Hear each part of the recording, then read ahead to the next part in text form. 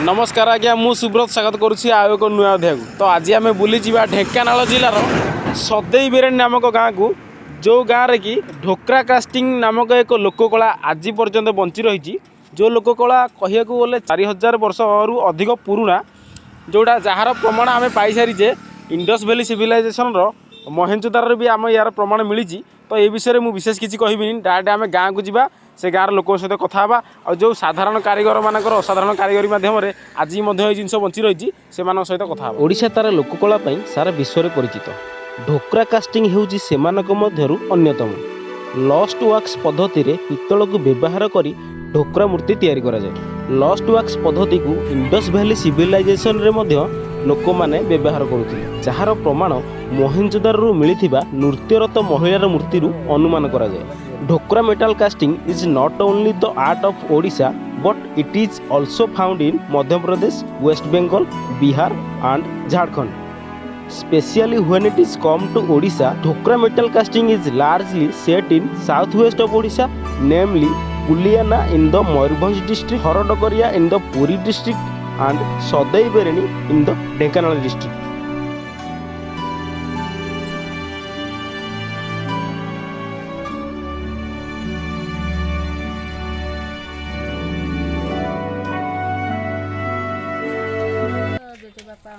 जेजेबापा तो केमती कौन कमटा स्टार्ट हुए शेष मैंने कमटा आरंभ पर्यायर मूर्तिटा बाहर पर्यंत कौन कौन तार सब पर्याय रही कहतु आग गोटे नाल माटी गोटे छांचटे पड़ो नाली माटी तापर महम आसब आज्ञा पिचु आसब धुड़ा आसब गोटे हांडी रंधा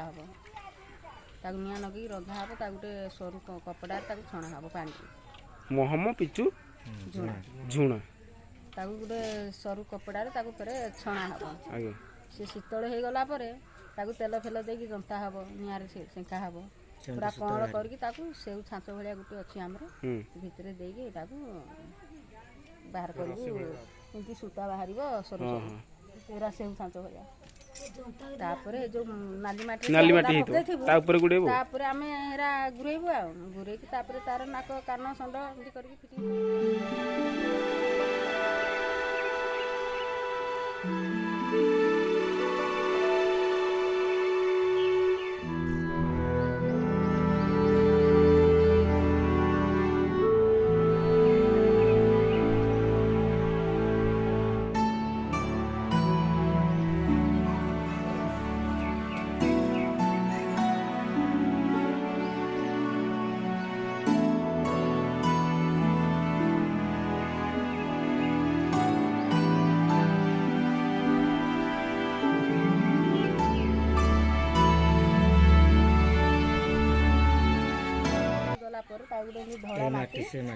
धला माटी सी माटी अलग नाली माटी अलग धला माटी अलग बिल माटी ऊपर जोटा दिया सेटा बिल माटी सुखेबू सरू कपड़ा ये करके सरू माटी बाहर करू गोबर पानी चकटबू चकटिकी दिया महम महम ऊपर बाली माटी जो धला माटी जोटा कि बिल माटी कहूँ बिल माटी को मिसेब गोबर रे तापर लेप दिया दिया छपाटा से रख अच्छा महमर छपाटा से माटी से रखा जो बाटटे देथिबू से बाट धड़ा माटी सुखी गला फेर आउथरे गोटे अखा पाग हम नाली माटी दिया फेर दिया दिया गोटे काहालिया सिस्टम हम काहालिया सिस्टम है जो काहालिया पितल देकरी मुद मरा हम निआरे पुरा निआरे पुरला से तड़ीज पितटा तड़ीज छाँचटा पूरा पाचिज एमती लौटेले से भीतर को जाए जो धला माटी दे छपा गुरा सब थी महम पुड़ी जीव खोल हो धला माटी जो छपाटा रखी से चारिआडे जा चित्र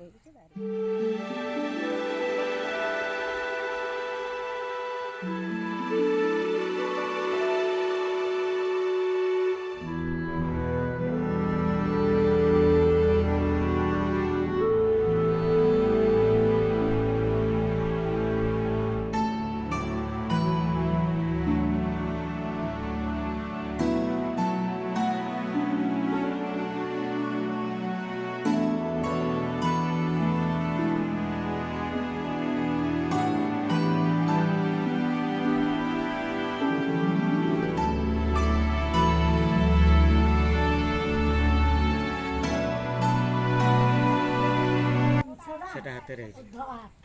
ଦେ ନାଲି ମାଟି ଏ ଧଳା ମାଟି ଟିକେ ଦବୁ ଏଟା ସବୁ ହାତରେ ହେଇଛି ଚକଟି ଦେ ଏମିତି ଛପା କରିକି ଦେଖେଇବି ଦେଖ ଓହୋ ଏଇ ଯୋଉ ଏଇ ଯୋଉ ମାଟିଟା ଦେଲା ଦବୁ ଆମେ ଏଇଠି ଦେଖ ଏଇଠି ଦେଲୁ ନା ଏଇଠି ଛପାଟା ରଖିଲା ଓହୋ ହୋ ଏଇଟା ଦେଲା ପରେ ଯୋଉ ନିଆଁରେ ପୁରେଇବୁ ମହମଟା ପୁଡ଼ିଯିବ ପୁଡ଼ିକିରି ଖୋଳ ହେଇଯିବ ତାପରେ ପୁରା ହବ ପିତ୍ତଳଟା ଶୁଣ ଏଇଟା ଯଦି ନିଆଁରେ ଦେଲୁ ଏଇଟା ଧର ବାଟଟା ଏଇଟା ବାଟ ଛାଡ଼ିବୁ ଏଇଠି ତାର କାହାଳିଆଟେ କରିବୁ ଏଇଠି ପିତ୍ତଳଟାକୁ ଦେଇକି ତାକୁ ନିଆଁରେ ପୁରେଇବୁ ମହମ ପୁଡ଼ିଯିବ ମହମ ପୁଡ଼ିଗଲା ପରେ ସବୁ ପିତ୍ତଳ ଭିତରକୁ ଯାଇକି ଏଇ ଯୋଉ ଛପାଟା ଇଏ ମାଟି ରଖିଥିବ ଏଇ ଛପା ଚାରିଆଡ଼େ ପିତ୍ତଳଟା ଯେମିତି ଚିତ୍ରରେ ସେଇ ଆକାର ପୂରଣ ହେଇଯିବ ଖାଲ ଖାଲ ହେଇଯିବ ଏ ଯୋଉ ଖାଲ ଖାଲ ହେଇଛି ଏମିତି ଯେମିତି ଚିତ୍ରରେ କରିଥିବୁ ସେମିତି ଚିତ୍ରରେ ସେ ପିତ୍ତଳଟା ଚାରିଆଡ଼େ ପୂରଣ ହେଇଯିବ ହେଇଗଲା ପରେ ପିତ୍ତଳ ଶୀତଳ ହେଲା ପରେ ଛାପଟାକୁ ମାଟିଟାକୁ ଫଟେଇ ଦେଇକି ଭିତରୁ ବାହାର କରିବ ମାଟି ଏଇଟା ମହମ କରିକି ଧଳା ମାଟି ଦେଇଛେ ତା ଉପରେ ଏଇ ମାଟି ଦିଆଯିବ ଏଇ ଯୋଉ କୋଉଟା ଧଳା ମାଟି ହଁ ତସୁ ରଙ୍ଗ ମାଟି ଏଇଟା ରଖିବନି ଏମିତି ଦିଆଯିବ ସେଟା ଚିତ୍ର ରଖିବନି ଆମେ ହାତରେ ଦେଇକି ଚାପିଦେବୁ ଇଏ ରହିଲା ଇଏ ଆଉ ଗଳିବନି ଆଉ ଏମିତି ଢଳେଇ କଲେ ରହିବନି ଗଳିଯିବ ଧଳା ମାଟିଟା କ'ଣ ରହିବ ଖାଲି ତା ଚିତ୍ର ପାଚିବ ନା ଛାତଟା ପାଚିଲା ପରେ ଏଇ ମାଟିଟା ସମ୍ଭାଳିବନି ପିତ୍ତଳଟାକୁ ଯଦି ଏମିତି ଦେଇଦେବ ପିତ୍ତଳ ଚାରେ ଫଟେଇକି ଗଳେଇବ ଗଦା ମାଟି ହେଇଟା ସେଥିପାଇଁ ତାପରେ ଗୋଟେ ନାଲ ମାଟି ଗୋଟେ ଅଖା ଦ୍ୱାରା ତାକୁ ପାଗ ହବ ଅଠାଳିଆ ପାଗ କି ତାପରେ ଦିଆହବ ତାପରେ ଅଠାଟା ଆଉ ଏଇନେ ଢଳେଇ କରି ଦିଆହବନି ଢଳେ ନା ଆଉ ଢଳେଇ 4 ଦିନ ପରେ ହବ କୋଉ ଯାତ୍ରା କଲେ ଯାତ୍ରା ମାନଙ୍କୁ ସବୁ ଯାଉଛୁ ଗୁରୁବାର ସିଆଡେ ଗୁରୁବାର ମଣିଭଦ୍ରା ଆମର ଯୋଉ ବାଲି ସିଂହାସନ ଯାତ୍ରା ସେଇଆଡେ ଯିବୁ ବାଲି ସିଂହାସନ ଭାଙ୍ଗିଲା ମକର ଅଛି ନା ଏରେ ବାଲି ଯାତ୍ରା ଯାଉନି ହଁ ଯାଉଛୁ ନେଇକି ଯାଉଛୁ ମହାଜନ ନଉଛି ମହାଜନ ବୋଲି କିଏ ଆଉ ଯୋଉ ଅନୁସୟା ଭୁବନେଶ୍ୱର ସେଟା ଭାଟି ହେଇଛି ହଁ ସେ ଭାଟି ଯାଇଥିଲୁ ଦେଖିବାକୁ ଏଇନା କିଛି ଢଳେଇ ହଉନି ଏସବୁ ଏଇନା କାମ ଚାଲିଛି ଅନୁସୟା ଗୋଟେ ଲୋକଟେ ରଖିକିରି ସେ କାମ ଚାଲିଛି ନା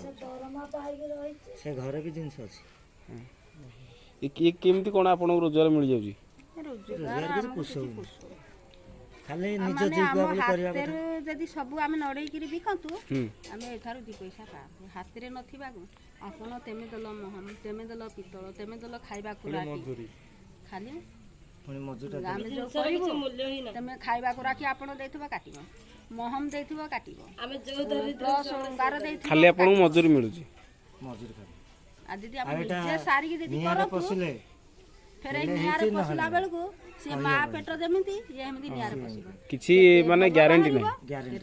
ଯଦି ଭଲ ବାହାରିଲା ତ ତାର ପଇସା ମିଳିବ ପଇସା 2 ପଇସା ମିଳିବ ଏଥିରେ ମୂଲ୍ୟ ବାହାରିଲେ ଆମେ ଯେମିତିକୁ ସେମିତି କରିବୁ ଆମେ ପରା ଏଇ ମାଟିକି ସବୁବେଳେ ପୁଡ଼ିଲୁ ଆମେ କିନ୍ତୁ ଆମଠୁ ଯିଏ କିଣିକି ନେଉଛି ସେଇ ଆପଣ ମଣିଷ ସିଏ ବଡ଼ ଲୋକ କିନ୍ତୁ ଆମେ ହେଇପାରୁନୁ ମା ମାଟିକି ପୁଡ଼ିଲୁ ଆମେ ହେଇପାରୁନୁ ଆପଣ ନିଜେ ବିକ୍ରି କରିପାରୁନାହାନ୍ତି ମାର୍କେଟକୁ ନେଇକି ଧନ ଥିଲେ ଯଦି ଆମର ଧନ ଥାନ୍ତା ମାନେ ଏଇ ଜିନିଷ ଆମର ମହମଟା କିଣିବା ପାଇଁ 20,000 ହବନି 1,500,000 ତା ପାଇଁ ଭାଟି ଦରକାର ପିତ୍ତଳ ପ୍ରାୟ ରେଟ୍ ଅଛି କିନ୍ତୁ କାମ ସବୁ ଜଣା ଅଛି କିନ୍ତୁ ଆମର ଧନ ନ ହେବା ହେତୁ ଆମେ ମହାଜନ ମାନଙ୍କର ହାତକୁ ଅଂଶୁରିକି ରହିଲେ ସିଏ ପିତ୍ତଳ ଦେଉଛନ୍ତି ମହମ ଦେଉଛନ୍ତି କୁରାଖି ଦେଉଛନ୍ତି ଖାଲି ଆମେ ବସିକି ବନେଇଲୁ ତ ଢାଳଢୁଳି କରିଦେବୁ ଦେଇଦେବୁ ଆମର ଯଦି ଖରାପ ବାହାରିଲା ଆମର ତମର ବି ଦାୟୀ ନୁହେଁ ତେମେ ଯଦି ଆପଣ ଦେଇଛ ତମର ସେଥିରେ ଦାୟୀ ନାହିଁ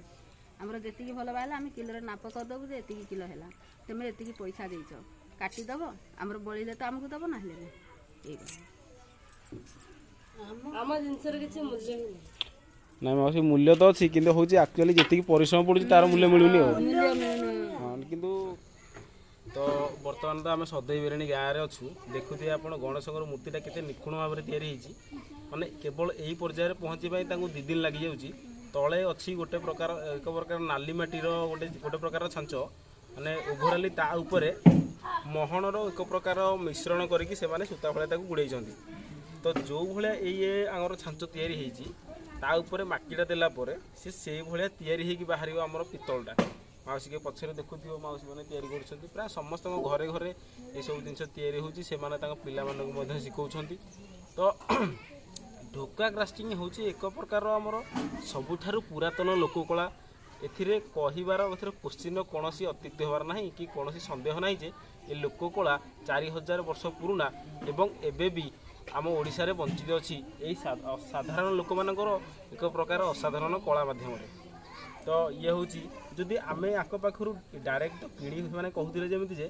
ଏମାନଙ୍କ ମହାଜନମାନଙ୍କୁ ଅଧିକ ଲାଭ ମିଳୁଛି କାରଣ ଏମାନେ ଇନଭେଷ୍ଟ କରୁନାହାନ୍ତି। ଇନଭେଷ୍ଟ ଯେଉଁମାନେ କରୁଛନ୍ତି ତାଙ୍କୁ ଲାଭଟା ମିଳିଯାଉଛି। ତ ଯାହା ବି ହେଉ ଆମେ ଏସବୁ ଜିନିଷ କିଣିବା ଦ୍ୱାରା ଡାଇରେକ୍ଟଲି ହେଉ କି ଇନଡାଇରେକ୍ଟଲି ହେଉ ଆମେ ତାକୁ ଫାଇନାନ୍ସିଆଲି ସପୋର୍ଟ କରିପାରିବା। ହଁ କି ନା ସାଙ୍ଗ? ୟେସ୍। ତ ଇଏ ହେଉଛି କାହାଣୀ। ପୁଣି ଦେଖା ହେବ ଆଉ ଏକ ନୂଆ ଅଧ୍ୟାୟରେ। ଆମେ ଏମିତି ଅଲଗା ଅଲଗା ଗାଁକୁ ଯିବୁ। ଆପଣ ଆମକୁ ସପୋର୍ଟ କରନ୍ତୁ, ଚ୍ୟାନେଲ୍ ସବସ୍କ୍ରାଇବ୍ କରନ୍ତୁ, କମେଣ୍ଟ କରନ୍ତୁ, ଡୋଣ୍ଟ ଫରଗେଟ୍ ତ ସେୟାର କରିବାକୁ କେବେ ଭୁଲନ୍ତୁନି କାରଣ ସେୟାରିଂ ଇଜ୍ କେୟାରିଂ। ଗାଁଟା ବହୁତ ସୁନ୍ଦର ଅଛି। କେବେ ଆସନ୍ତୁ ଏଇ ଜାଗାକୁ ବୁଲିବା ପାଇଁ। ଯେଉଁମାନେ ସପ୍ତଶଯ୍ୟା ଆସୁଛନ୍ତି ସଦେଇବି ସପ୍ତଶଯ୍ୟା ବାମ ପଟେ ଡାହାଣ ପଟେ ହେଉଛି ସଦେଇ ବିରିୟାନୀ। ମାନେ ସପ୍ତଶଯ୍ୟାର ଯେଉଁଠି ବୋର୍ଡିଂ ଲାଗିଛି ସେଇଠୁ ଜଷ୍ଟ 500 ମିଟର ଭିତରକୁ। 500 ମିଟର ବି ହେବନି, ପୁରା ପାଖାପାଖି। ଯଦି ସପ୍ତଶଯ୍ୟା ଆସୁଛନ୍ତି ସଦେଇ ବିରିୟାନୀ ନିଶ୍ଚିନ୍ତ ଆସନ୍ତୁ।